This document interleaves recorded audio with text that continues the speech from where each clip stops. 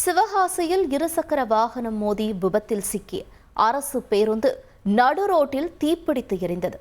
சிவகாசியிலிருந்து 6 பயணிகளுடன் தனியார் பேருந்து கோவையை நோக்கி புறப்பட்டது. அனுப்பன்குளம் பேருந்து நிறுத்தம் அருகே பேருந்து சென்று கொண்டிருந்த போது எதிரே வந்த இருசக்கர வாகனம் எதிர்பாராத விதமாக பேருந்தின் டீசல் டேங்கில் மோதியதாக கூறப்படுகிறது. இதில் இருசக்கர வாகனத்தில் தீ பற்றிய நிலையில் மீனம்பட்டியைச் சேர்ந்த கார்த்திக் சம்பவ இடத்திலேயே உயிரிழந்தார். பைக்கிலிருந்து பேருந்துக்கு தீ பரவி மளமளவென எரிய தொடங்கியதால் இரு ஓட்டுநர்களும் பயணிகளும் உடனடியாக பேருந்தை விட்டு இறங்கினர். அடுத்த சில நிமிடங்களிலேயே பேருந்து முழுவதும் தீ பரவி கொழுந்துவிட்டு எரிந்தது.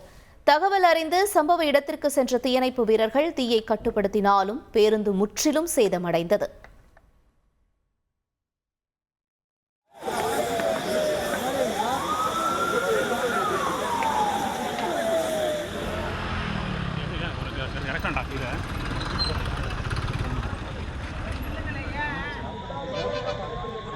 அப்படி எரியுது.